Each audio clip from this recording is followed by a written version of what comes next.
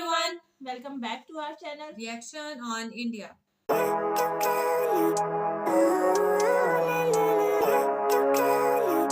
मेरा नाम है नाजिया। मेरा नाम है मिनाहिल। तो आज इस वीडियो पे हम रिएक्शन देने जा रहे हैं। उसका टाइटल है वीडियो का टाइटल है महाशिवरात्रि व्रत कथा और शिवरात्रि की कहानी 2023 और इनके चैनल का नेम है रथ प्रावा त्योहार। आज हम लोग इस वीडियो पे रिएक्शन करने जा रहे हैं। वीडियो का लिंक और टाइटल आपको मिल जाएगा डिस्क्रिप्शन बॉक्स में, जरूर से चेकआउट कीजिएगा इनके चैनल को। और अगर आप हमारे चैनल पे नए हैं तो जल्दी से सब्सक्राइब कर लें और बाकी लिंक्स जो है वो डिस्क्रिप्शन में मौजूद है, वहां उसको फॉलो करें। तो वीडियो स्टार्ट करने से पहले इन लोगों को महाशिवरात्रि की बहुत बहुत शुभकामनाएं, बधाई हो, शुभकामनाएं। और हमारी तरफ से हम हिंदी कुछ वर्ड्स जो हमें हिंदी के आते हैं हम कोशिश करते हैं कि चलो आपके साथ जो है वो उसको बोल ले, शेयर कर ले। बहुत बहुत विदाई या शुभकामनाएं जो भी होता है, शुभकामनाएं होता है मेरे ख्याल से। हाँ, शुभकामनाएं। तो शुभकामनाएं जो भी है आप लोग बताना। विदाई होता है, शुभकामनाएं विदाई तो होता है, मुबारक और शुभकामनाएं होता है कि मतलब किसी को बेस्ट ऑफ लक कहना, बेस्ट विशेस करना। तो मेरे ख्याल से विदाई हम नहीं, शुभकामनाएं आपको हमारी तरफ से। तो खैर वीडियो स्टार्ट करते हैं। ये कहानी है माता पार्वती और भगवान शिव के विवाह की, जिस दिन को महाशिवरात्रि के नाम से जाना जाता है। माता पार्वती की तपस्या से प्रसन्न होकर शिव जी पार्वती जी से विवाह के लिए तैयार हो गए। भोलेनाथ और माता पार्वती की शादी का दिन नजदीक था। सभी रस्में आरंभ हो गई थीं। कैलाश पर्वत और हिमालय पर्वत पर आनंद का माहौल था। सभी उत्सव की तैयारियों में मगन थे, परंतु हिमालय पर्वत पर पार्वती जी की माता मैनावती कुछ चिंतित लग रही थी। क्या बात है मैनावती, हमारी पुत्री का विवाह है और तुम कुछ उदास नजर आ रही हो। हाँ, आप सही समझ रहे हैं, मैं वाकई बहुत चिंतित हूँ। चिंता? किस बात की चिंता है तुम्हें? हमारी कन्या का विवाह तो स्वयं महादेव से होने जा रहा है, फिर वह कौन सी बात है जो तुम्हें चिंतित कर रही है? हाँ, हमारी पुत्री का विवाह महादेव से होने जा रहा है, ये एक अति उत्तम बात है। परंतु क्या मैनावती? मैं ये सोच रही हूँ कि हमारी पुत्री वहाँ कैलाश पर कैसे रहेगी। शिव तो सन्यासियों का जीवन जीते हैं, भूत प्रेत नाग और अपने गढ़ों से सदैव घिरे रहते हैं। मेरी फूल सी राजकुमारी वहाँ कैसे रहेगी? अरे यह भी चिंता की कोई बात है भला? हमारी पुत्री एक तेजस्वी और सर्वगुण संपन्न कन्या है। भोलेनाथ को दामाद के रूप में पाकर हम धन्य हो गए हैं और पार्वती ने स्वयं ही उन्हें घोर तपस्या करके पति के रूप में प्राप्त किया है, फिर कैसे चिंता? ठीक है, जैसा आप उचित समझे, परंतु किस लिए देवी? पार्वती को हल्दी लगाने की रस्म की जानी है और अभी तक कैलाश से शगुन की हल्दी भी नहीं आई। वहाँ कौन स्त्री है जो शगुन की हल्दी का ध्यान रखेगी? मेरी पुत्री का तो शादी के बाद कैलाश पर स्वागत करने के लिए कोई भी स्त्री उपस्थित नहीं होगी। तभी देवी लक्ष्मी और देवी सरस्वती पार्वती जी की हल्दी लेने कैलाश पर पहुँचती हैं, तो देखती हैं कि सभी शिवगण भोलेनाथ को भस्म और भभूत का लेप लगा रहे थे। यह क्या महादेव, आज आपकी हल्दी की रस्म होनी है, फिर यह भस्म? देवी लक्ष्मी, देवी सरस्वती, आप यहाँ? हाँ महादेव, हम तो देवी पार्वती के लिए शगुन की हल्दी हिमालय ले जाने आए थे, परंतु आपको देखकर हमसे रहा नहीं गया। आज तो आपको हल्दी लगवानी चाहिए, लेकिन आप भस्म में लिपटे हुए हैं। देवी, मैं तो अपने भक्तों के प्रेम के वश में हूँ। मेरे भक्तों द्वारा प्रेम से अर्पित यह भस्म मुझे अति प्रिय है।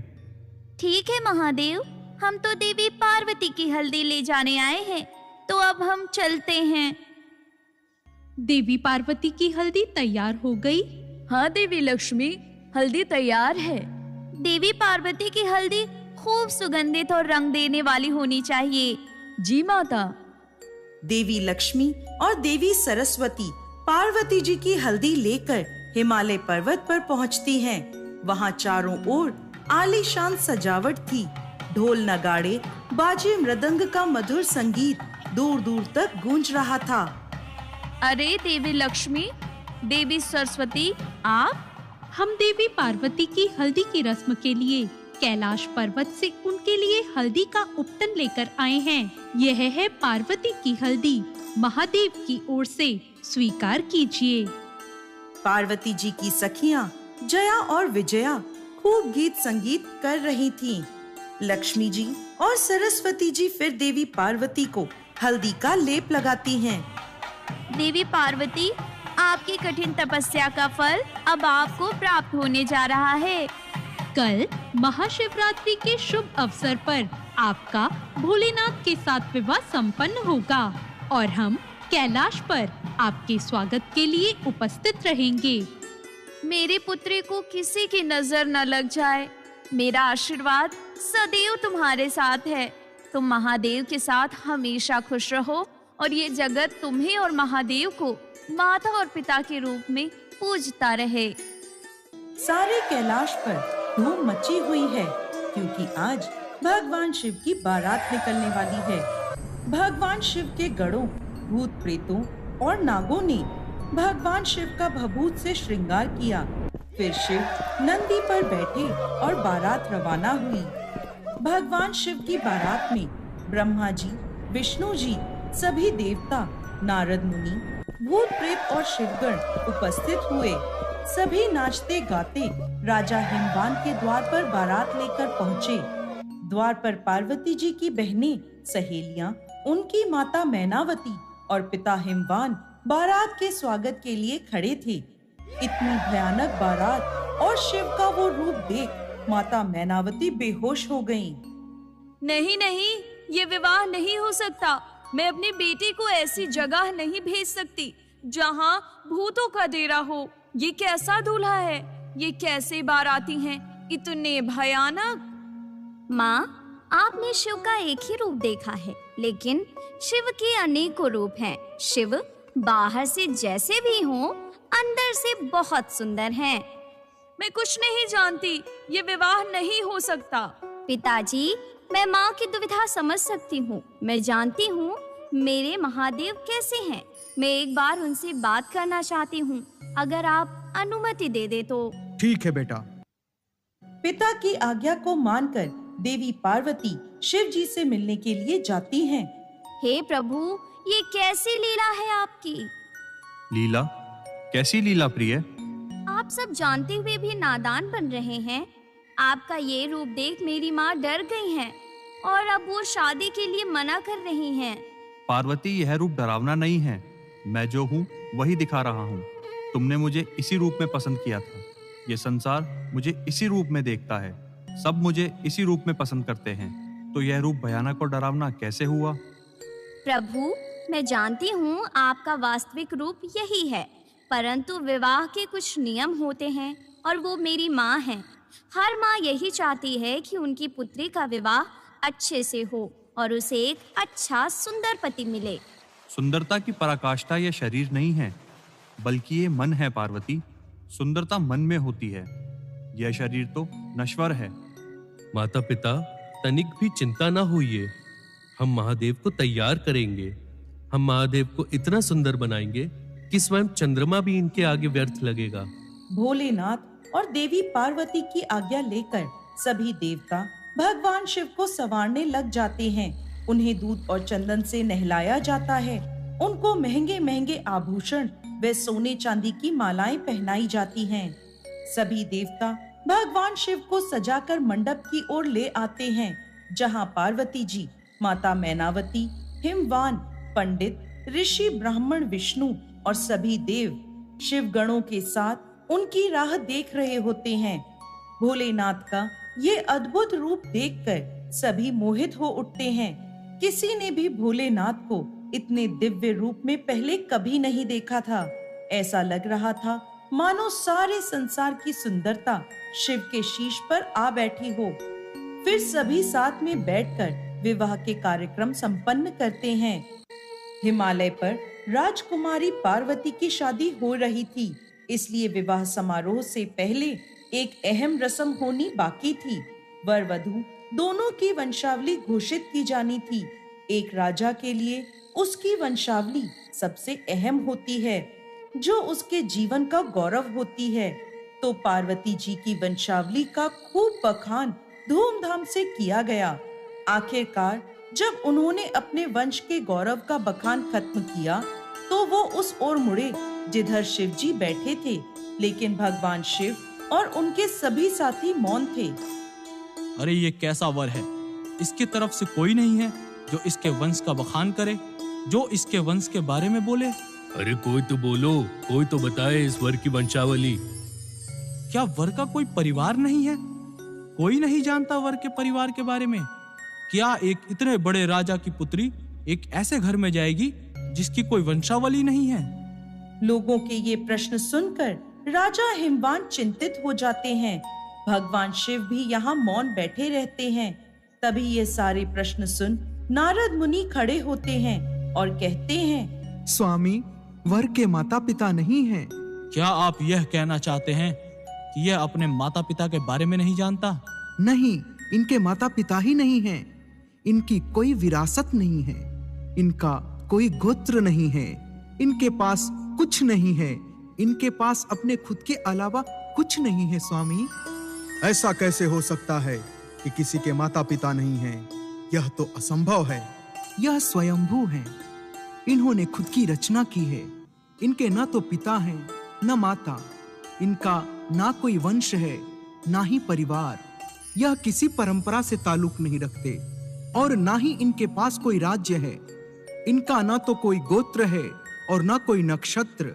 यह इन सब चीजों से परे हैं। यह एक योगी हैं और इन्होंने सारे अस्तित्व को अपना एक हिस्सा बना लिया है।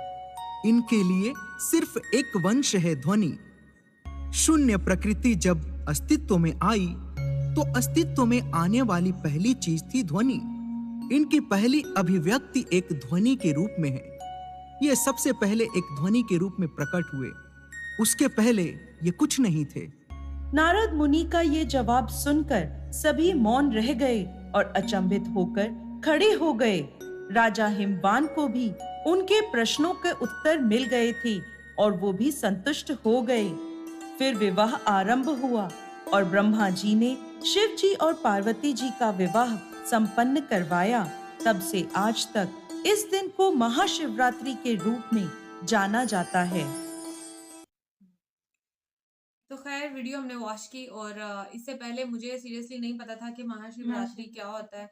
मुझे तो मुझे पता था कोई रिलीजियस ये नाइट है, कोई फेस्टिवल है जो कि सेलिब्रेट की जाती है, लेकिन मुझे ये नहीं पता था कि ये क्यों फेमस है और किस लिए ये सेलिब्रेट की जाती है। तो खैर इस वीडियो के देखने के बाद बहुत कुछ जानने को मिला कि जब शिव जी की और पार्वती की जब शादी हुई थी और कितना मतलब उसमें कितने कितने सर्कमस्टांसेस और सब कुछ हुआ है। पार्वती की मदर थी वो, जैसे हल्दी वाला उनका एक दिन पहले उनको हल्दी लगी थी तो बहुत ज्यादा परेशान थी और हर मदर होती भी है। और वो इतनी बड़ी, मतलब मुझे नहीं एंड पे जब उन्होंने कहा ना कि मतलब इतने बड़े राजा की वो बेटी है, मुझे भी एंड पे पता चला।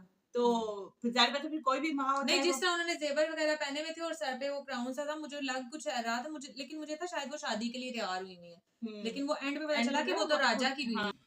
लेकिन जो पार्वती जी है उन्होंने कितनी मतलब तपस्या से जो है वो शिव जी को मोहित एक टाइप का किया, अपनी तरफ हासिल किया। मतलब कि शिव जी भी बहुत मुतासिर हुए, मोहित हुए उनकी इतनी तपस्या को देख के। तो खैर ये जोड़ जो है ये तो ऊपर वाले ने लिखे होते हैं, जो होना होता है वो होना ही होता है। और कहते हैं जैसे आजकल मैं नागिन ड्रामा बहुत शौक से देख रही हूँ और ये भी कहते हैं कि ये जो नाग और शेष नागिन होती है ना, उनकी भी महाशिवरात्रि पे उनका ये विवाह होता है। शिव जो थे वो भोलेनाथ थे ना। हाँ, तो उनका जो है ना महाशिवरात्रि नाम भी डाला। हाँ, मतलब उनके जैसे वो कहते हैं बहुत भूत वगैरह और ये सब कुछ सारे उनके जो है वो पैरवकार थे शिव जी के, तो इस वजह से। और दूसरा ये कि मतलब मैं नागिन याद देख रही थी तो मैंने कहा यार ये तो शिवरात्रि है तो क्यों ना इसके ऊपर रिएक्शन किया जाए। तो मुझे भी तब पता चला, थोड़ा इस वीडियो के देखने के बाद पूरी समझ में आ गई। और ये वीडियो देखे ना मेरे माइंड में एक बात आई, मतलब काफी पुरानी हिस्ट्री है ना, जैसे बच्चों को जो है वो नहीं मालूम होता है, या जैसे हम लोग हैं हमें मतलब इतनी ज्यादा नॉलेज नहीं है इसके बारे में, लेकिन ये ऐसी स्टोरीज बना के आप बच्चों को भी इंफॉर्मेशन दे सकते हो। और सारी वो है सिनेमैटिक तो इससे बच्चे जो है ना वो बड़े मतलब खुश होके या बड़े शौक से देखते हैं। और उनको नॉलेज भी मिल जाता है। और नॉलेज देने के लिए बच्चों को इस किस्म की स्टोरीज बनाना या अपना रिलीजन समझाने के लिए बड़ी अच्छी चीज थी। अच्छा, तो अब मुझे पता चला कि मतलब उनका क्यों इस तरह से उनको वो मला जा रहा था उपटन की जगह पे ना, भस्म था। हाँ, और दूसरा ये कि जब वो नागिन ड्रामे में भी वो जो उनके नाग महल में जो मूर्ति होती है ना, वो बहुत इस तरह से ब्लैक टाइप की है, तो इस वजह से शायद वो ब्लैक वाला उनके मंदिर में जिसको दूध से नहलाते वो तो वो है ना, लेकिन एक मूर्ति सी भी होती है जो कि पीछे होती है। हाँ, वो बहुत ब्लैक होती है। हाँ, वो पूरी ब्लैक होती है। तो वो इन्हीं का वो करके ना, मतलब इन्हीं को देखते हुए वो बनाई गई। पार्वती जो है वो अपनी माता श्री से कह रही थी कि आपने जैसे उनकी माँ घबरा गई, हाँ माँ उनकी घबरा गई थी कि ये मतलब किस तरह का रूप इन्होंने धारा है, या बारात में जो है वो कैसे लोग आए हुए हैं। मतलब मुझे बेस्ट चीज यही लगी कि उन्होंने दिखावा नहीं किया, जो उनका रियल जो था वो रियल के साथ ही रहे, और बाकी जो अंदर जो मन होता है ना आपका वो साफ होना चाहिए, वो अच्छा दिखना चाहिए। यही बात जो है वो शिव ने भी की थी, और पार्वती ने भी जो है वो अपनी माँ को ये बात समझाई थी कि आप उनका अंदर का रूप नहीं जानती, वो अंदर से बहुत अच्छे हैं। तो खैर ये था हमारा आज का रिएक्शन। बहुत अच्छा लगा, बहुत कुछ जानने को मिला इस वीडियो के देखने के बाद। तो आपको हमारा रिएक्शन कैसा लगा जरूर कमेंट करके बताइएगा। और अगर कोई चीज हमसे मिस होगी हो या अगर हमने कुछ सही से ना बताया तो आप लोग कमेंट करके लाजमी बता सकते हैं उस चीज के बारे में। तो मिलते हैं आपसे नेक्स्ट रिएक्शन वीडियो के साथ, तब तक दें हमें इजाजत। अल्लाह।